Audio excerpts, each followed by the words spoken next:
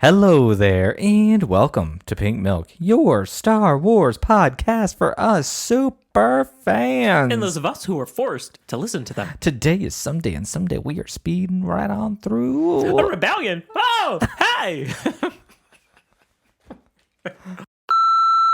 Today is someday, and someday we're talking about stealing money and teeny tiny baby chocolates. I love baby chocolates. Are you ready, Thomas? I'm ready. Let's drink up. Drink up. Us super fans. And those of us...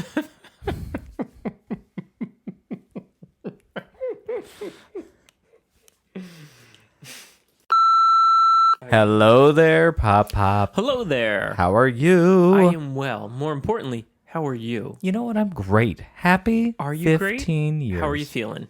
I'm feeling okay. You completely Excellent. interrupted me. Well, welcome to 15 years. That's what we do. So let's get rid of that shit. Oh, I just had it on. Let's get rid of this shit.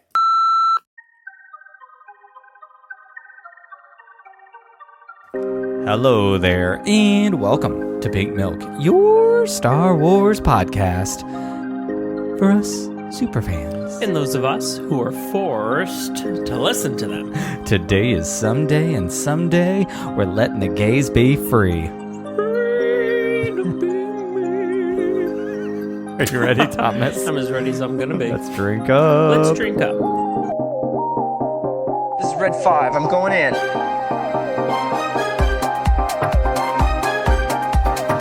I'm going in.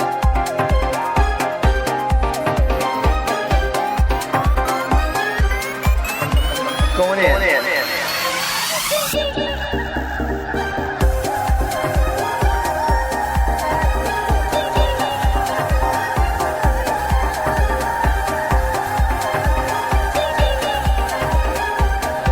I am a Jedi, like my father before me. Hello there, Pop Pop. Hello there. How are you? Oh, well, hello. I'm good. How are you?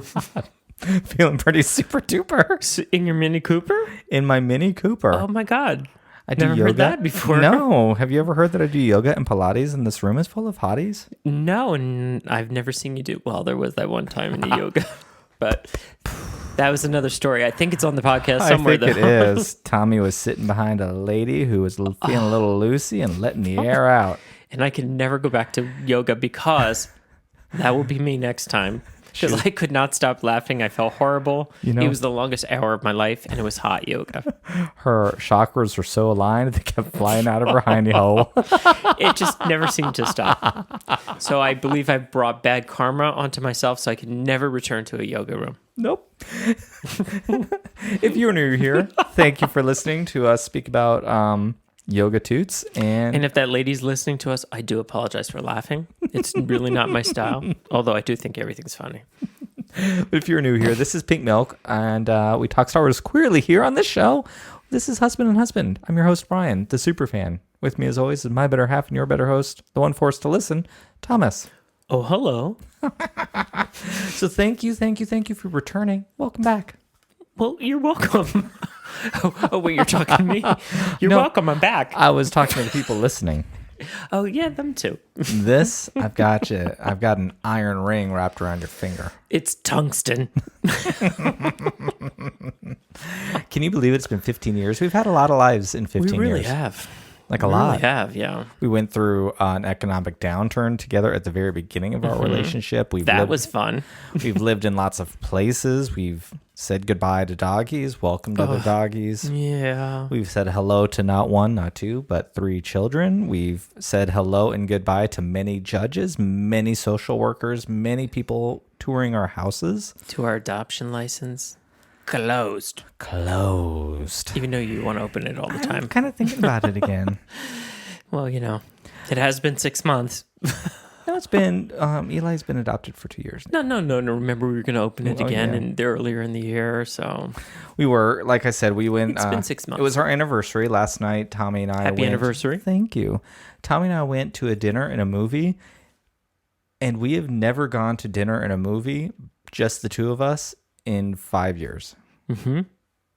Right? Oh my God, no. Longer. Almost 7, hon. Yeah, since 2016. That was the last time we ever went and did anything on our own. Holy Moses. Oh, That's 6 years, babe. Right?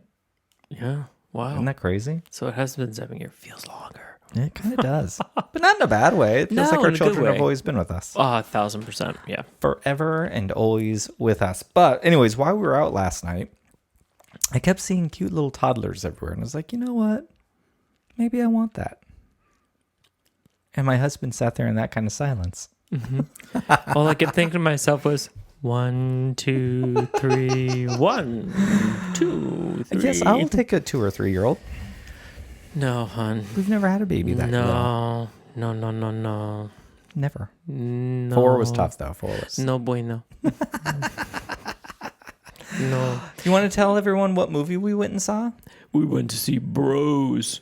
Yeah, what's up, bro? I'm over here doing my hammies, my hammy hams. Bros. Oh my god, have you ever done that, Tom? Have you ever like been like hooked up with the dude? Like, what's up? Did you just hear how I did it? Yeah, what's up? Do you think I did that anywhere else?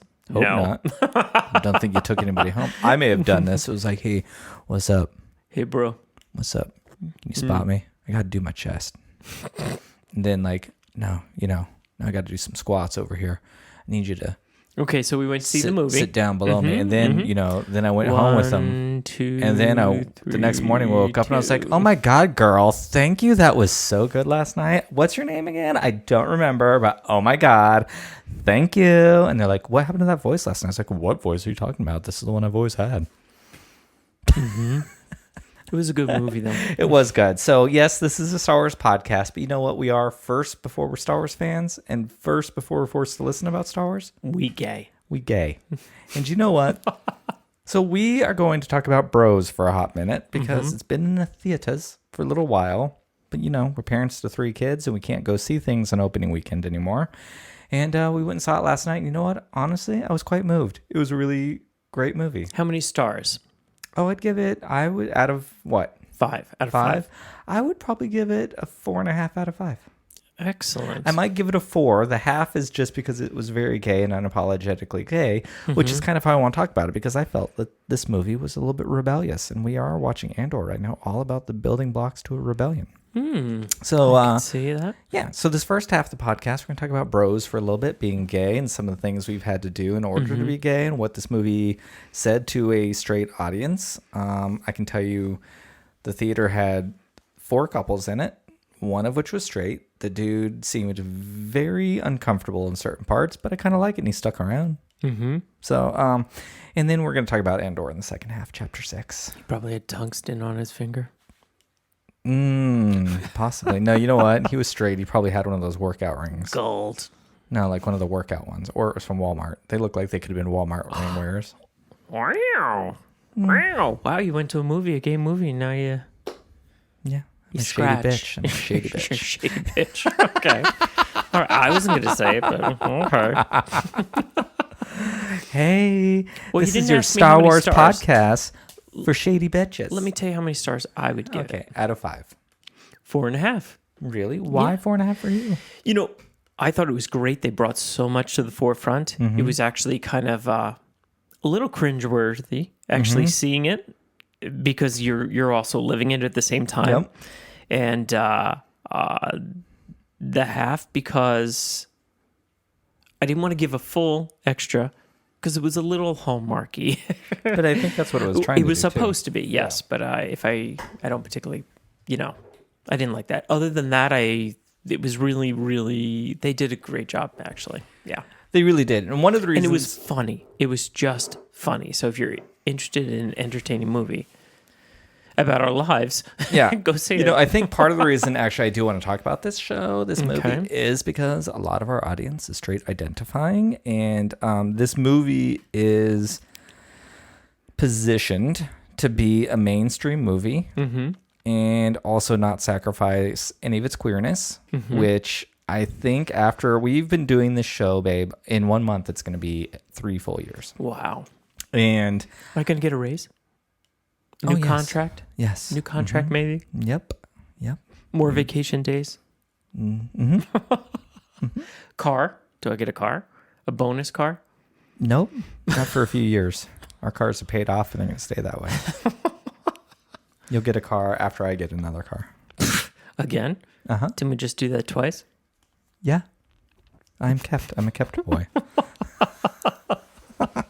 No, but anyways, a lot of our audience is straight identifying, and this movie is kind of positioned to be more mainstream, but also not hide its queerness, which is something that I think, especially as this show has gone on, I think we've gotten gayer and gayer and talked more about queerness than we used to, so much so that sometimes I think we're less of a Star Wars podcast and more of a queer podcast. We're a queer podcast that happens to talk about Star Wars and less a Star Wars podcast that happens to be gay. Who happens to be parents, who happens to talk about their kids. Yeah. So, you know, like bros, we throw a lot at our listeners, a lot of different layers. And you know what? We appreciate you listeners.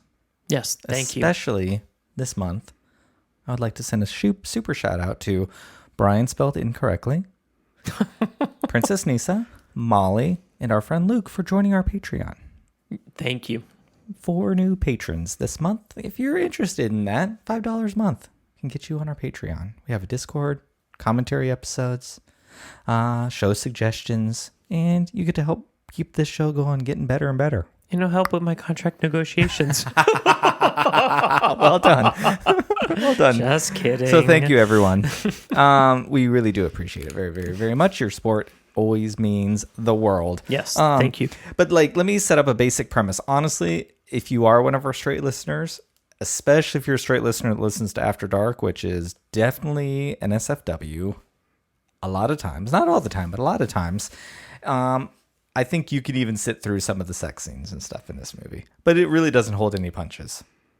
No, it doesn't. I mean, right down to, I think there was a moment where someone shoves, you know, they're like sucking on each other's fingers, and it's very sexy, and then all of a sudden the entire hand goes down someone's mouth, and it's kind of funny. Yeah, but don't straight people do that? I don't know, maybe.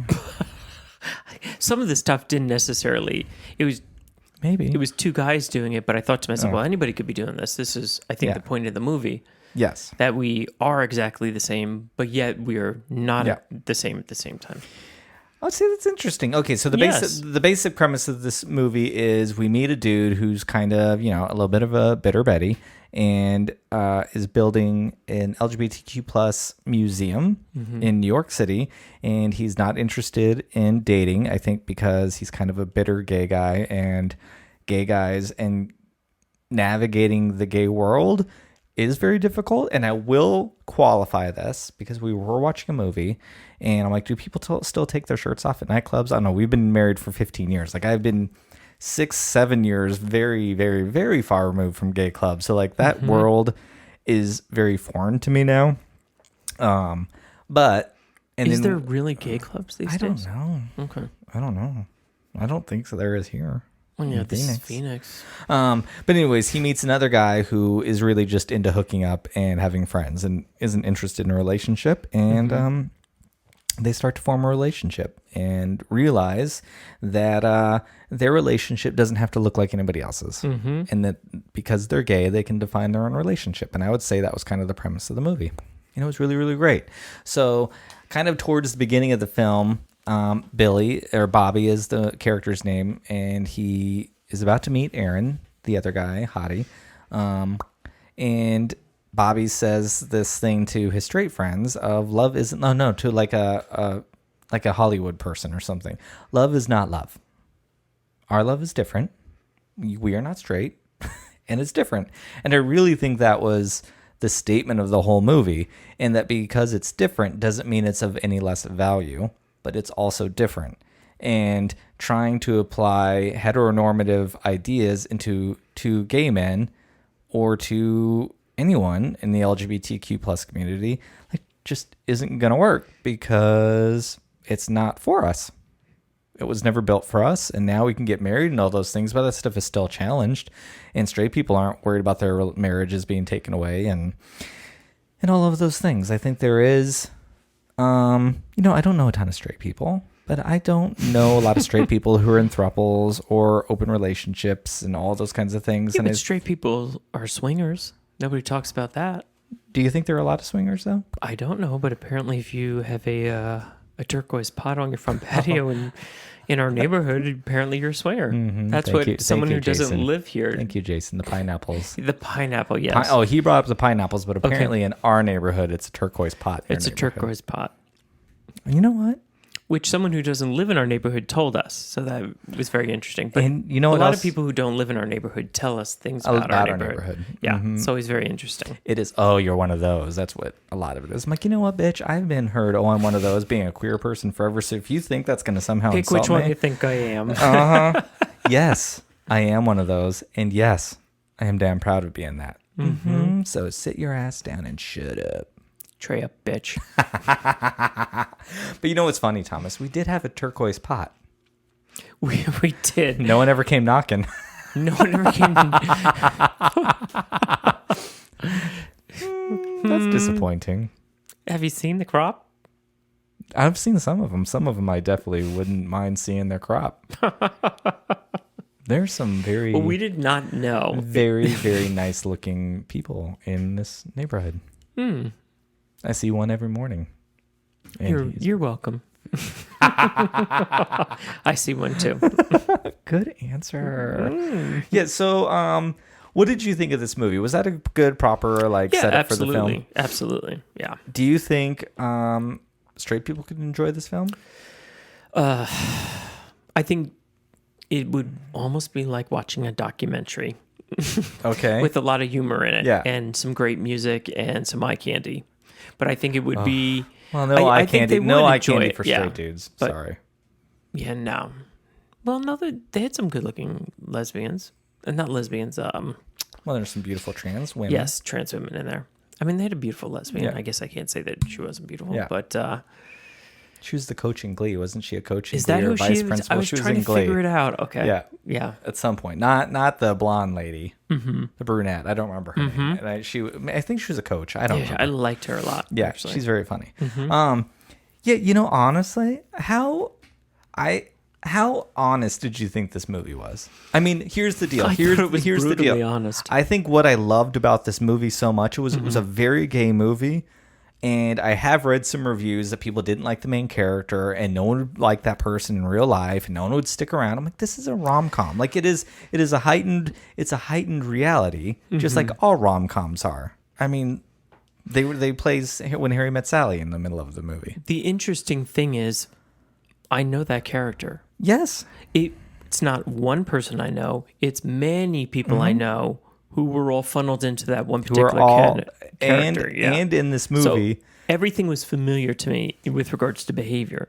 And it wasn't, it's not as maybe off-putting Yeah. when it was individually broken down into all these people and Yeah. their behaviors. But when one person, I could see how, Yeah, I can see he how was, it's he was a off-putting. tough pill to swallow. But what's crazy is the two main characters in this movie are 40-something-year-old dudes, and one of the trans women, I'm guessing, was in their 20s, and they were the most free, the most liberal, the most open about everything, which speaks to younger people in a way that I thought was really wonderful. Is this the one and that was healthy. recording everything all the time? Yeah.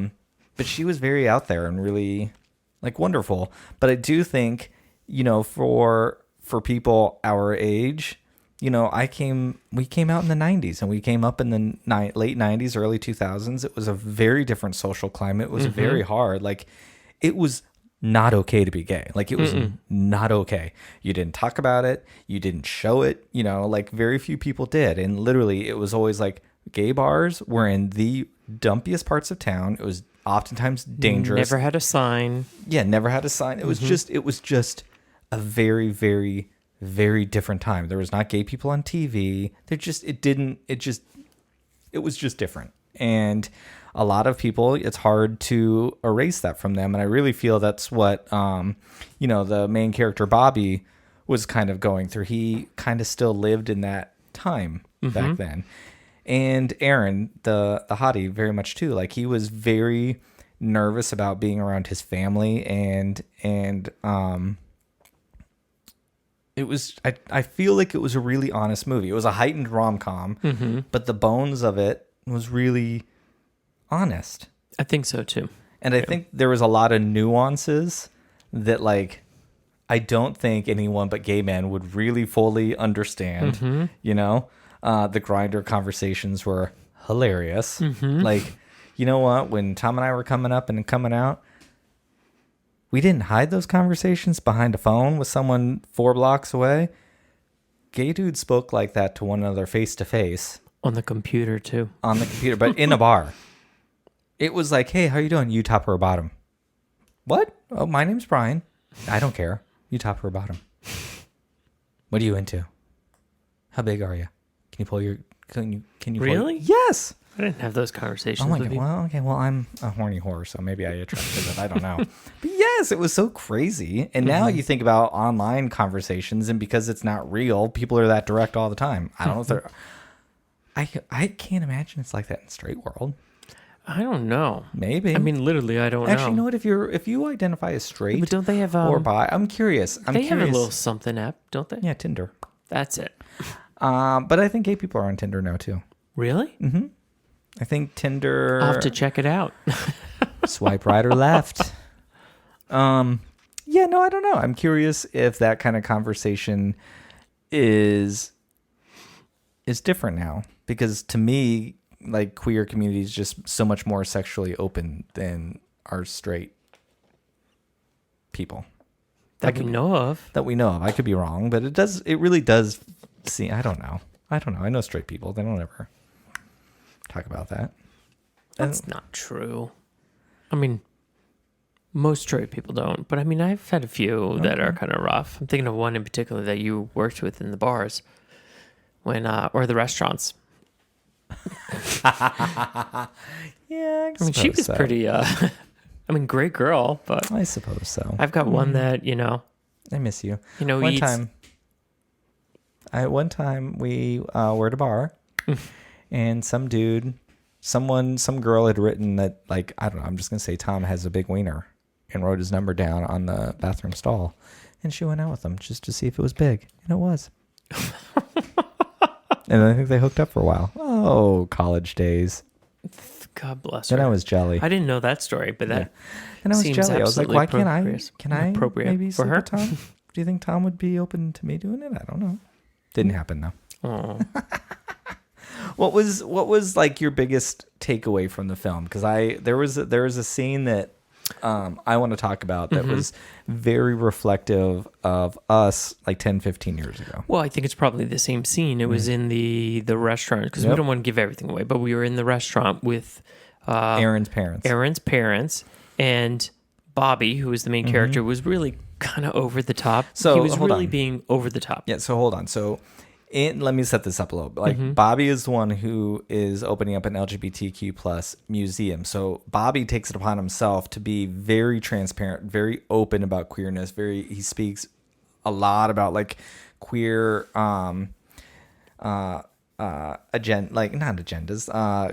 queer representation and queer issues in media and queer issues in society.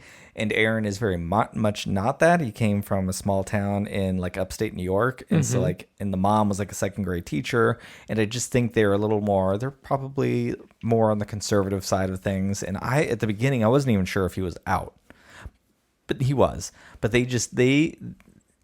Aaron came from a family where they just didn't talk about him being gay, which is a very real thing. Yeah, absolutely. And so in that, I think Bobby took it too far, and instead of being respectful to his partner, started really pushing his own perspectives, which I happen to agree with. It was just not the time or place to do it. Correct. And it did make me think about like when you and I first started dating, because I was definitely, and still am, maybe not anymore, I guess, but I am and always have been very open and very transparent about being gay and never hid it from any situation ever. Correct. And if you put me into a corner, like I was going to like paint my nails pink, put on some acrylics and scratch my way out of it. That was just like, that's the way I've always been. And you were not that way. I'm a chameleon, you know, especially with my line of work and with my family. And I've always been a chameleon anyway. I adapt. You know, it's just my personality. Yeah. So that's why I can go into many different circles and kind of, But even your family at the time, like you were kind of in that situation where no one everyone knew, right. but no one ever talked about it. Correct. And I remember for me at the beginning, it didn't cause a problem with us because you and I have never really had problems, but I know it was difficult on me. Right. Because back then I was like, I already went through all of this. Like, I now have to do it almost again and with people I don't even really know. And it was hard. It was really hard, actually. We're over those things now and we've made it through. Sorry, Bebe. It's okay. But I also want to share. That was a long time ago, though. It was. Thank God. And I remember early on, it was in the first few years. I remember you went on a listing appointment with they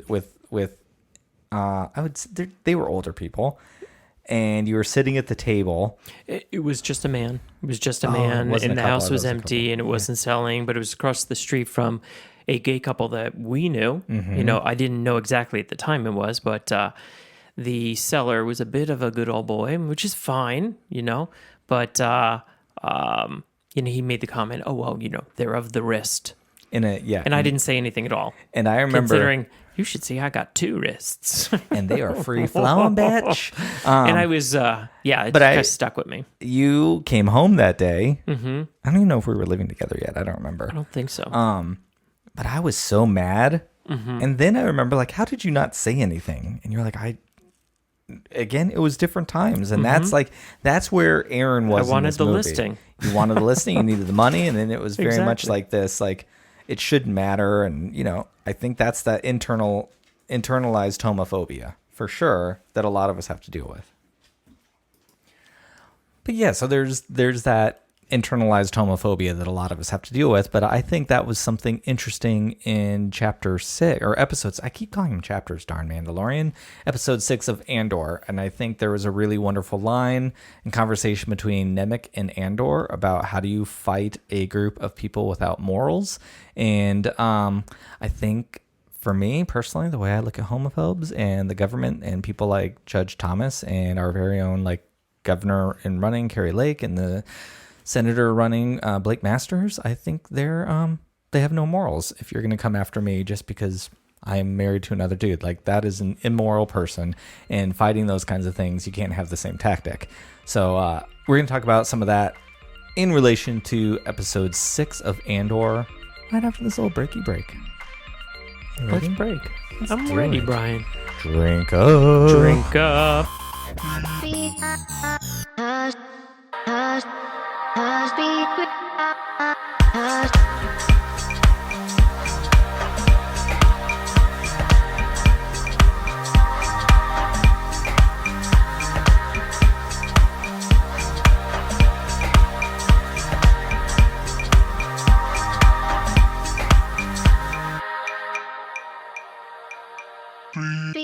And We're back. we're back. Welcome back, Brian. You know what, Thomas? Welcome back. Welcome back to you. I feel like we always say welcome back, but I don't really go anywhere, and you don't really go anywhere. But it's good to be back. You know what, Thomas? No, Brian. We got to get into episode 6 of Andor, which was great. However, I feel, and you know, there might be some pitchforks lining up outside our door. I've had time to sit on this episode. Okay. We are a little bit late to recording, which has been kind of fine. What do you mean late? We're just here. We're here. We're not as early as we usually are, you know, catching up on sickness. However, with that said, I've had a little more time to swirl in the juices of this episode. I've been looking. Swirl in the juices. I've been under his eye, Germinating. germinating, fruitfully, rosebudding, swelling, puckering. Where are you going with that, Thomas? That is so funny because we forgot to continue to watch The Handmaid's Tale. Oh my god, we really did. Has Under his eye. nothing to do with the show, but you just reminded me we haven't watched it since you were in the hospital. Okay. Well, this is not that eye. I think the Aldani astrological metamorphosis of the sky, whatever it was that Emmett called it, was very beautiful. However, this was a very action-packed episode. It was boiling from like start to finish. It was a great episode. It was. But I don't know if there is much stuff to munch on in this episode in general, because it was more of a an action episode of like, let's get this money out. So, Right. They stole some money. They stole Bang. some money. People didn't make it. People who did got money. Yeah. But there are, I think, some things I want to speak to Okay. that's more targeted at Star Wars and Lucasfilm and Disney Plus that I find frustrating, especially just after watching Bros. Okay. So we're going to talk about that. But first, let's just get out our, like, what did you think of this episode? Where does it rank in the other episodes for you? I thought the episode was good. Where does it rank? It probably is the number one so Really? far. Yeah, Okay. because I like the action. I like Love it. And I have been finding myself going, where are we going? Okay, we've got this bank robber we're doing thing. Yeah. So we've gotten that done now. Love it. Interesting. We did have that feeling, and we talked about that some people weren't going to make it out, and obviously they didn't. It seems like, truthfully, no one made it out. Just Yeah. the one girl. In the end, because Well, Vel and Andor Cinta shot made the out. other guy. Yes. Ooh, sorry. If you haven't honey, watched it, you should have. No. Were you surprised by Skeen, Rough Trade, getting killed? Were you surprised by his No. betrayal? No, not really. You know, I'm with you. What was shocking Well, to wait, me? but no, Okay. now that I think about it, remember I had said in the other episode that I thought they were going to become the best of friends. So maybe I am. I had a feeling the young kid wouldn't make it out anyway. Yeah. He just seemed like he was But, killable like, material. He was material. killable material, apparently. Everyone knew my poor sweet boy Nemec was not going to make it. But Yeah. they did keep giving us like hope. Like, oh no, he is going to make it. Oh, Who else that's didn't what make we it talked out? The other guy, the leader. about. Tamarin is his name, the former stormtrooper. He's Yeah. dead. He was good. I The liked him. Imperials are dead. I don't know if the family was killed by Cinta or not. Mm-hmm. You know, none of it was really shocking exactly to me. I will say, I think I was shocked at Skeen, aka Rough Trade, being killed so quickly by Andor. There was like no hesitation. That's what was shocking, because you just Okay. met Andor going, oh, we think he's like growing since that first episode, but still super quick to pull that trigger. That was pretty Yeah. quick. I Like- was surprised. That's what was shocking to me. Mm-hmm. I don't even know if it was shocking that he killed him. It was just like the zero hesitation. I was like, oh. So that was pretty cool. That was cool. Yeah, we had not seen that side of him. Well, he killed the police officer in the first episode when he didn't really need to. He accidentally killed the other one and then shot the other dude point blank in the face. Oh, that's true. And in Rogue One, we see him shoot the back God, of the 6 episodes. I forgot about it already. force to listen. That's right. I forgot about. Literally, that was the opening Yeah. episode. Okay. You know, another one of the things that I found interesting and almost circles back to what's the show that you said we haven't watched? Now I can't even remember the name. The Handmaid's Tale. So we've never really seen. We had those two officers that were like higher ups that were coming to Aldhani to make sure everything was going to go to scale, right? Or not go to scale, go okay, right? And we met the one dude who was trying to suck up to the higher up dude, and we met his son and his wife. We've never really ever seen that. And Right. True. it was interesting because I don't know what it was in the performance, but I didn't really hate the wife or the child. And then that plays an important role a little later. But I thought that was interesting because it made me realize like the Empire is still fairly new around this time. There hasn't been a ton of time passed yet. And what about these families that like their husbands or wives or sons or daughters were like a part of the Republic and then became part of the Empire, and what that must be like for them. You know, I feel that way. We almost got with Serena, the bee from Handmaid's Tale, which she was almost free, and she doubled down on all these things that seemed very odd to me. Goes to show she's just evil. Yeah, she is evil. I hope she dies. Wow. Yep. She should still be made a handmaid now that she's preggers. Well, something just happened to her. Yeah, I don't remember. I can't remember either. No. Oh, it's she not was that- forced out of the country. That's what it was. Oh, that's right. Yeah. It's not that good this year. Unfortunately. Yeah, did you have any thoughts on them at all? I did, because remember a couple of weeks ago, I thought it was nice to see the the mom and the And what do you call Cassian? him? Cassian. Yeah. Mom and Cassian. Andor, the title character. No, not that. Remember, it's the other suck up in the first episode. Second episode. Cyril Correct. and his mom. in the Correct. cereal. Yes. I do love that mom. I mean, she ain't nice, but I love her. She means business. She does. I love that character. I want more of her for sure. For sure. I would imagine we're going to see him again. I don't know about her. Yeah, something's gonna happen.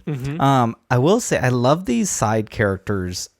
I love how different this show is than the Mandoverse. I mean, you know me, I love my Mando. I love all of it. But like Mandalorian side characters are often kind of silly. Like we had the Domo in Book of Boba Fett. Pelimato's kind of silly. They bring like a humor to the series, and these characters definitely do not. They bring, I feel like some of these side characters are even darker, which is interesting. It's just such a different show. Do you have anything else that you want to say specifically about this episode before I want to get into a bigger and more important conversation? Sometimes I wonder how much they get paid. Okay. Because they're not in a lot of episodes. Okay. So what happens with this Cassian? Or no, who's the... Cyril? Yeah. So he's not in... I don't know. I'm so curious how that all works. But it has nothing to do with the episode. Okay, so there you go. If anybody has any hints on how these people get paid, because even Andor, and the Mandalorian, how do they all... Because the Mandalorian, technically, who's the real Mandalorian? The actor? Oh my God, I'm blanking on his name. Pedro Pascal. Pedro Pascal, yes. So he's not in every episode, even though the Mandalorian is. Yeah, his voice is in every episode. Right. I'd love to know how that all works. You know So what? he asked if I had any questions. Those are my questions. If anybody knows, I'm curious. I don't need to know the dollar amount. I'm just curious. Is this something could be a full-time job? Do they need to have many jobs? Just because it seems like they're not on the screen that often, so they might have to have other jobs. I find that like the scheduling of all those people really interesting when characters because things are not shot in sequence because this actor is on set at the same time as that actor, and so they have to coordinate all those things. It is interesting. Yeah, how many times have you seen an interview with an actor and they were starring in another film with that same actor, and they're like, yes, we never actually met. Yeah. It's pretty cool. Yeah. Okay, so I can't answer with those things. Can't help you out there. Well, if somebody in Pink Milk World knows, maybe. Let us know. Are there any producers, any schedulers curious. out there? I don't even know what that job description is. I mean, no are they idea at $15 an hour? What's going on? I don't here? think any of these actors are making $15 an hour. They could be isn't that making below? much Isn't that more. below minimum wage these I days? have no idea. I don't know. Might be. Well, I hope they're making more. Yes, I would hope so. Andor is also an executive producer, so he's very important. Is he really? Yeah. Wow. Okay. Good for him. That's awesome. So this question comes from one of our Steam Queens on Okay. Discord, one of our patrons. So again, thank you, Molly, for joining our Patreon. Thank you Molly. to all hundreds of thousands of you that are going to join our Patreon after listening to this stellar episode. It may have been my question. Threw me off, Thomas. I'm like, I don't know. I don't even know Pedro Pascal's name. Okay, Molly asked this question, a broader discussion question. What do we think Andor signals for the future of Star Wars? And I'm curious what you think, because your idea of what Star Wars is, I think, is probably looser than... I don't even know what mine is. But So the question is, what do I think the show Andor is signaling to us, the general public, about the future of Star Wars? So the tonality, is it different enough for you? Does it feel like a Star Wars to you? But all Does of it this not feel? is before. No. So we know what the future of Star Wars is. Okay. I think Molly's getting Sorry, Molly. outside of story. Okay. Like what is viewing of Star Wars? Like what kind of Star Wars stories are we going to get out of this? Do you think that we're going to get different kinds of stories than we've gotten before? Well, it depends. Are these stories that will fall between the beginning and the end of the... Don't think she's concerned with timelines, Thomas. Okay. Tones. Well, then yes. Does this show feel like a different Star Wars than Yes. other Star Wars to you? In It what does. ways? It feels like the movies. Okay. So, and the movies are grander, they're bigger, they're just larger. Okay. But I think that we've been starting to see that one Did you by just one. flip me off? No, but I could if you want. I was itching. I don't usually do that, but if that's something you need It really right now, isn't something you do. I'm here to help you. It's really not something you do. No, so the movies feel bigger or grander. Yeah, all of those and things. that's what I feel from this show as well. Okay. I mean, I feel like they have just stepped everything up. Yes. Yeah. Does it feel like a different kind of story? No. No? No, Okay, what's not to similar? me. I Okay, feel- so what is it that's the same to you? Because to me, it feels like an incredibly different story than anything we've ever gotten. I feel it's very much like Return of the Jedi and Empire Strikes Back. In a what way? I don't know. It looks the same. Okay. I don't know. I don't go that deep into it. Sorry, Molly. Thanks for the question, though. We love you. I do love Molly. Because to me... Is this Molly? Who's this? Mm-mm. Oh, okay. I don't know Molly's last name. Molly with the pink hair. Ooh, I love pink hair. Me too. Thinking about dyeing my hair pink. You don't have any hair, hun. You shaved it off. On You accident. could have hair. You almost had pink hair. I almost had blonde hair. I really wanted it. I'm a little bummed. Mm-hmm. Anyways, it doesn't matter. So to me, I think this show really is changing what Star Wars can be, because I feel that this is a much more grown up show. Personally, I don't always love Star Wars is made for kids. You know how I feel like Star Wars needs to be approachable for kids, but it's not made for kids. I feel that this show is less approachable for children. I would definitely agree with that. It's darker, it's heavier, it's Right out of the gate with the killings. yeah, right out of the gate. Like the themes of the show are a lot more mature. Like the moral ambiguity of all of the characters, like even, and this is one of the things that I love so much about Revenge of actually the prequels in general. George Lucas was not setting up the Jedi in that era to be like really good. They're an equal part of the problem. Yet he wrote it in such a way that kids could still look up to Jedis for being the heroes. And I think that's why they're so successful. And I think sometimes that's things that people didn't want the prequels to be. They didn't like Jar Jar because it was too juvenile. I think they wanted to see Anakin go way darker and really kill some things and really do that. They wanted to see the Jedi really do some down dirty stuff, but that isn't what the prequels were, because they were more of a family friendly thing. So all of that is there.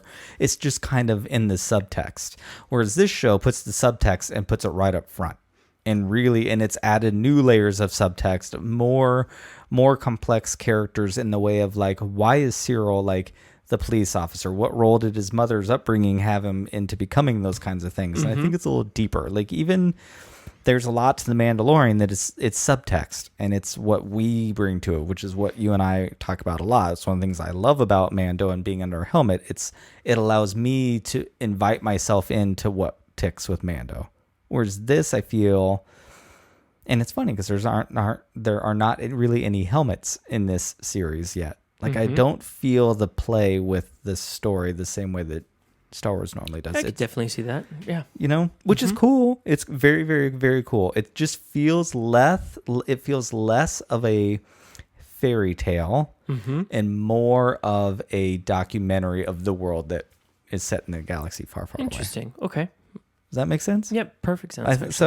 I do think it's really going to set the stage for what Star Wars can be, because I don't think Star Wars has ever really been those things before. Rogue One was the closest. And it's interesting because Tony Gilroy has said he's not exactly a huge fan of Star Wars. Like, I don't think he didn't dislike it, but he wasn't like this massive And who is fan. Tony Gilroy? The creator of this show. He wasn't a fan? Mm-mm. Okay. He liked it, I think, but he wasn't like a fan. Okay. And so he picked up Rogue One and kind of saved Rogue One because the first director was kind of fired, but he played nice with Disney and Kathleen Kennedy, so Gareth Edwards was still credited as directing the thing. But Tony Gilroy came in and picked up a bunch and reshuffled things and kind of reworked that whole movie. So there's a lot of debate of whose movie is Rogue One, Gareth Edwards or Tony Gilroy. Okay. But I think that's what's really, really interesting, and it's really this movie, this series is really exploring what makes characters tick in a less subtext kind of way and very on the surface, which I think is good. It's really, really cool. Yeah, This is the mature Star Wars that people have been wanting. You know, I hear a lot on Twitter people want a rated R Star Wars. You know what? That is not anything I ever want. Why? This is about as dark as I want Star Wars Yeah. to go. I'm not interested in a rated R Star Wars. It's not what I'm interested in. No. Like, I think that would be very easily, just not what I'm interested in. And there's really only a few ways they could go with that. Yeah, they just, Sex, and a lot of violence. guts, blood and guts. No, that's not Star Wars. Nope. You can have all that stuff happen off camera. Mm-hmm. I mean, we saw a woman's hand get chopped off at the beginning of Obi-Wan, like in the first episode. Like, okay, do we really need to go darker than that? It's pretty dark. Yeah. So, I want to talk about something that unfortunately I don't hear getting spoken to enough, and I find it incredibly frustrating. Okay. So let me bring this question to you, Thomas. Oh, no. Cinta and Vel, Okay. are they together? Well, I learned that they are. Remember, I didn't know. Okay. I mean, I didn't know. Yeah. You had to tell me. Okay. Yeah.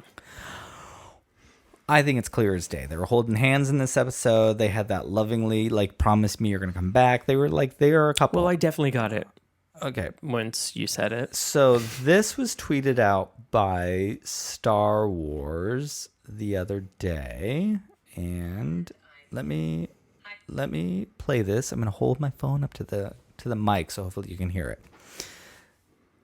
Guys, I am Valida Sethu and I'm playing Cinta Kaz.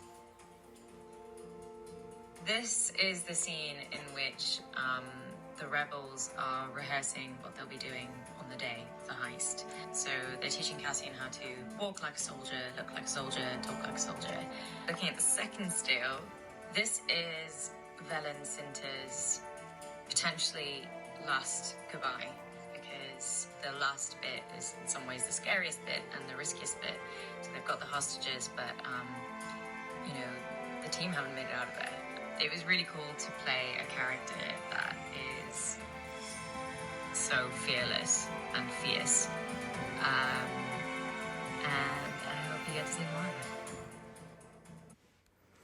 it. Okay, look, she's wonderful. She's amazing. Love Cinta. Mm-hmm. However, I'm really quite insulted and very, very, very frustrated that in that little PR piece, when she's like, this is possibly the last time they're going to see each other. Like, clearly they are in love. That is like, they love each other.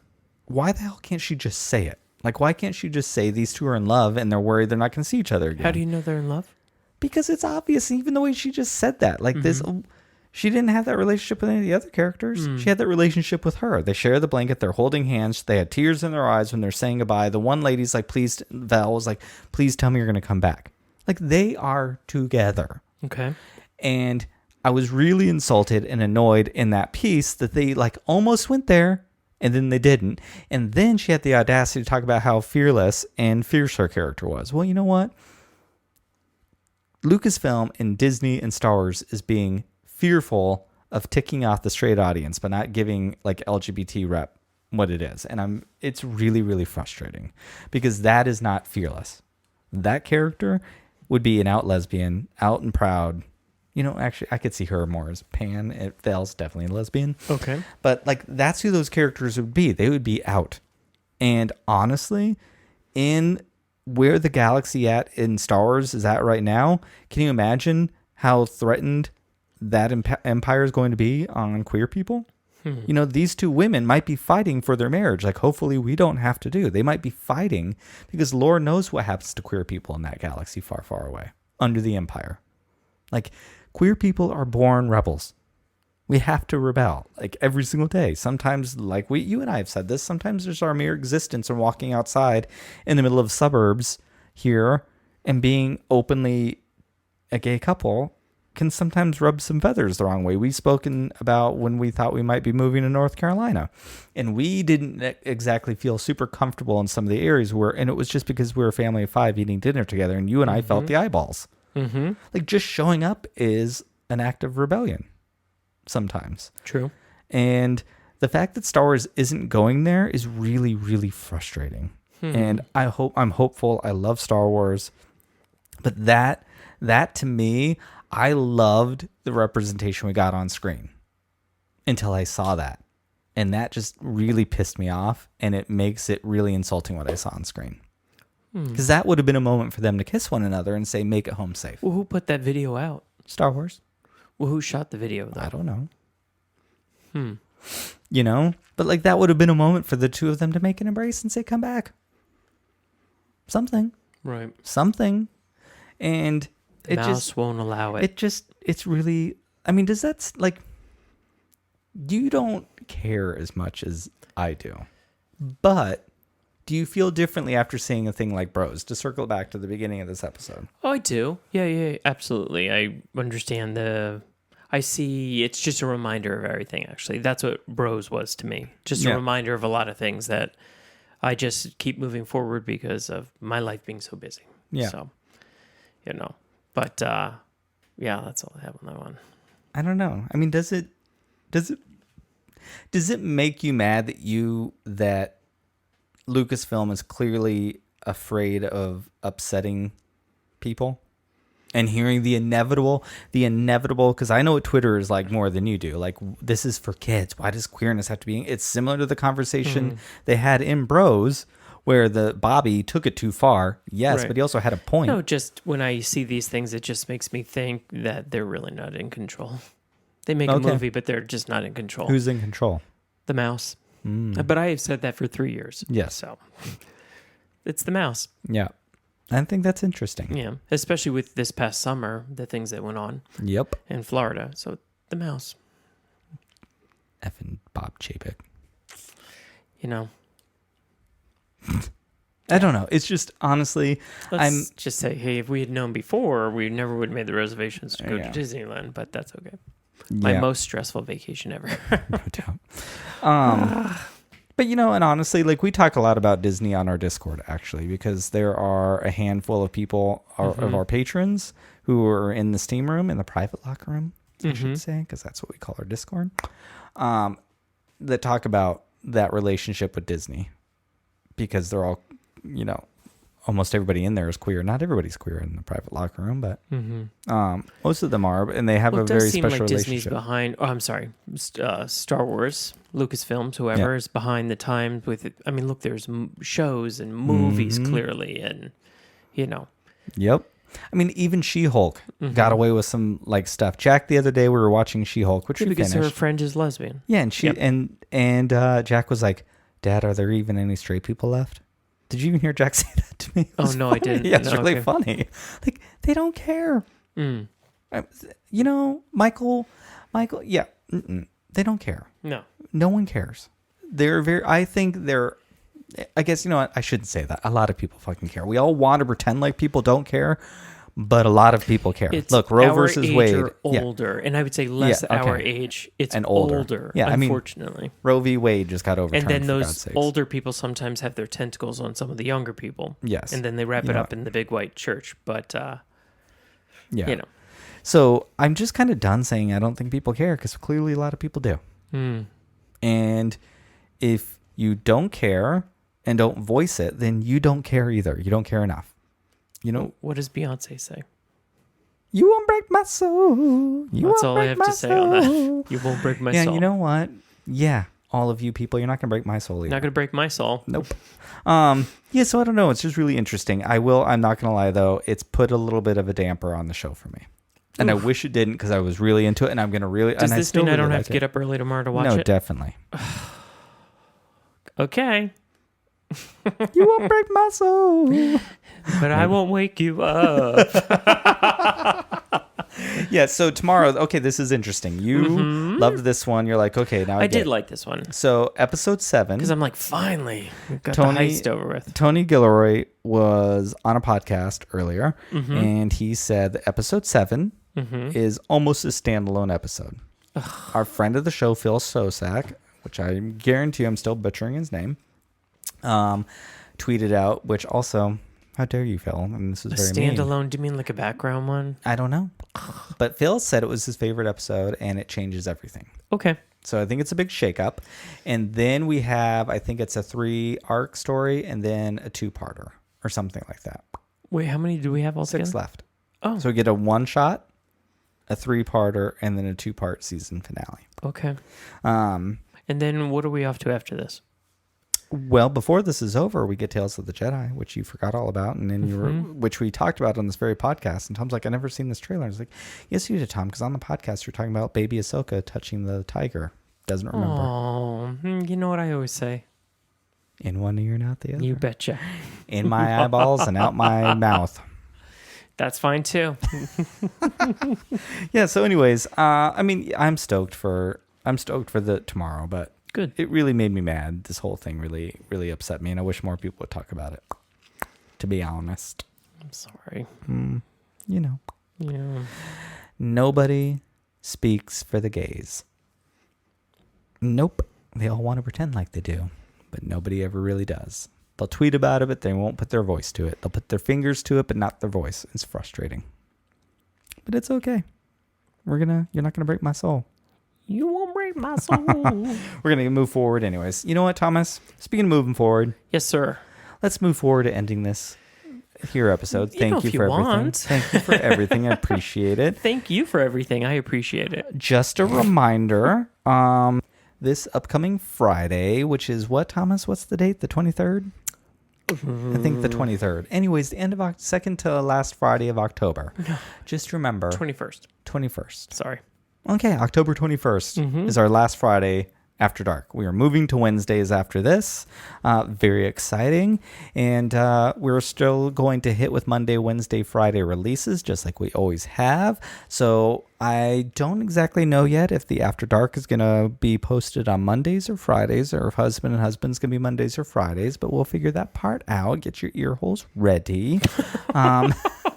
Ear hole sounds really kind of dirty, but it sounds extremely dirty. But I really kind of like it. And hopefully clean, though. You know, if you have children, your children's ear holes aren't clean. I've seen them. And then you show up at a physical, and the doctor takes a big old thing. Screwdriver. Oh, Jesus. That's a story for another day. Another day. Anyways, until then, make sure you follow us on socials at Serving Pink Milk on Twitter, Instagram, sometimes TikTok, rarely TikTok, but sometimes. Also, thank you to the 20 people that followed me on TikTok, even though I haven't posted a single thing in months.